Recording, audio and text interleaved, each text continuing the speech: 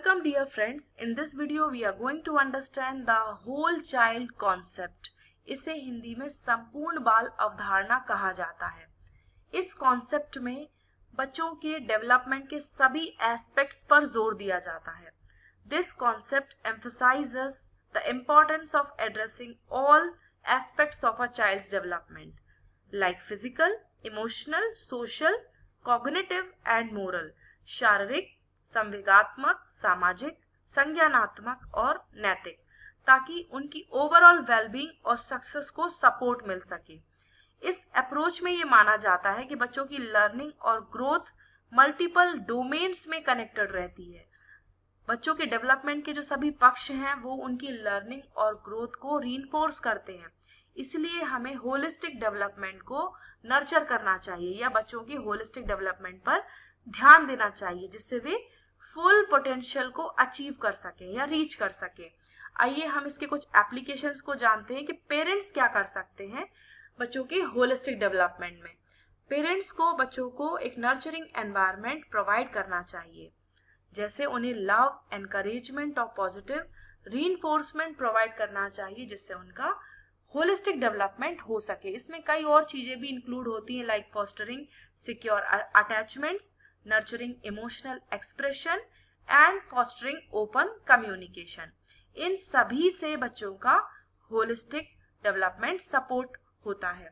Next is modelling healthy behaviours. यदि parents healthy behaviour demonstrate करते हैं तो बच्चे भी हेल्दी बिहेवियर, हैबिट्स और वैल्यूज को डेवलप कर पाते हैं।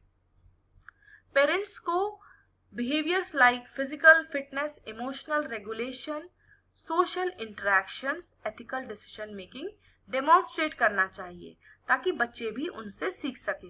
Next is supporting emotional wellbeing.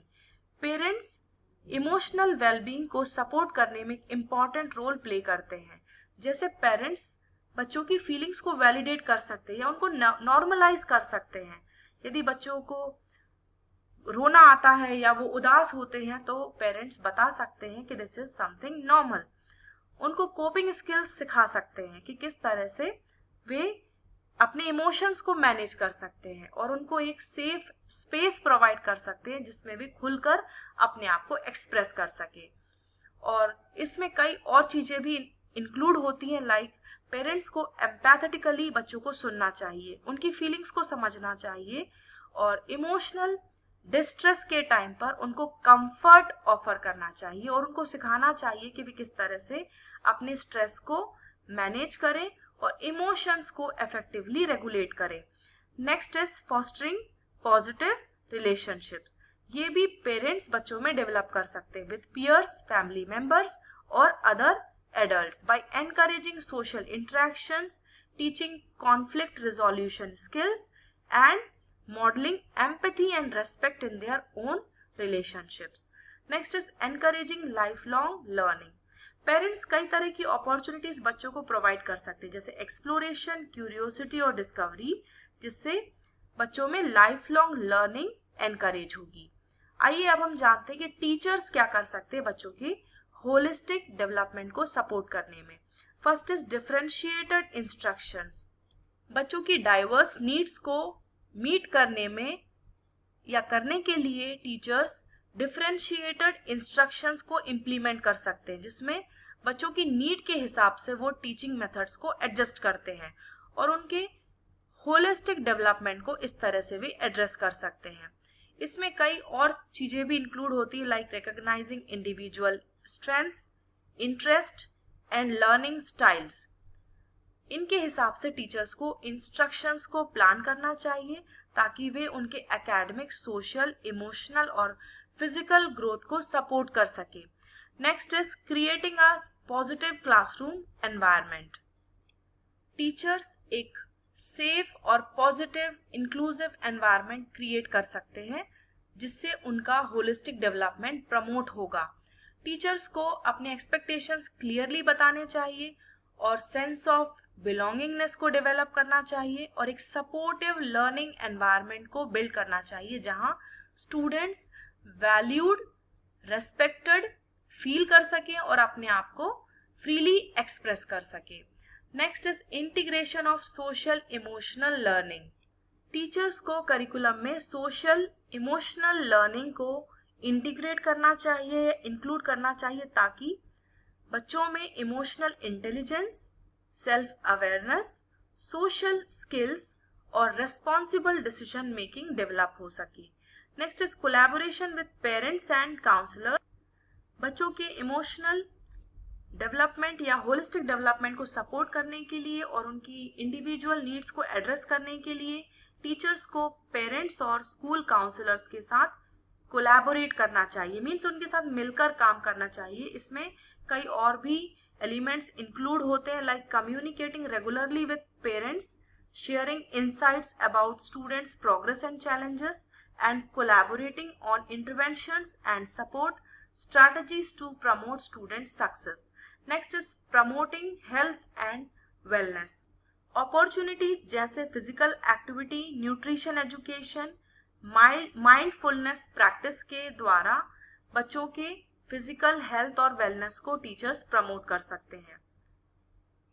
Counsellors भी बच्चों के होलिस्टिक डेवलपमेंट में कंट्रीब्यूट कर सकते हैं, like by providing comprehensive support services. Students की एकेडमिक, सोशल, इमोशनल और करियर डेवलपमेंट नीड्स को एड्रेस करके